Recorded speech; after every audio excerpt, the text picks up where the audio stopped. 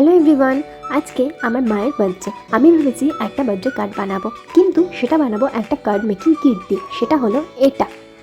তাহলে চলো দেখিনি কিরকমভাবে বানাচ্ছি। তোমরা তো এই কিটটার আনবক্সিং ভিডিওটা আগে দেখিয়েছো, না দেখে থাকলে নিচে ট্যাগ করে দেবো, সেটা দেখে নিও। এর মধ্যে থেকে আমি বেছে নিয়েছি এই বার্থডে টেমপ্লেটটা। এটার সাথে লাগবে এই বার্থডে কেক কাটআউটটা, এটাও আমি নিয়ে নিয়েছি। আর এটার সাথে দিয়েছিল নানান ধরনের মেটেরিয়াল, সেগুলোর মধ্যে থেকে আমি নিয়ে নিয়েছি এই বুথ সাইড টেপটা। এটা দিয়ে আমি এই কাটআউটটাকে এরকমভাবে স্টিক করে নিয়েছি।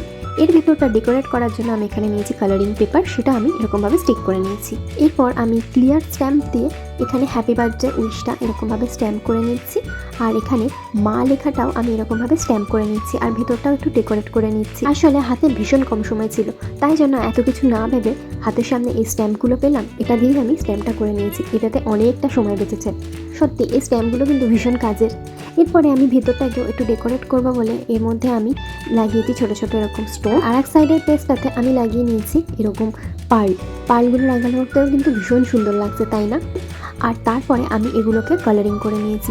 কালার করার পরে এটা দেখতে এত সুন্দর হয়ে যাবে আমি সত্যি ভাবতে পারিনি। আর ভেতরটায় লিখে নিয়েছি একটু মেসেজ।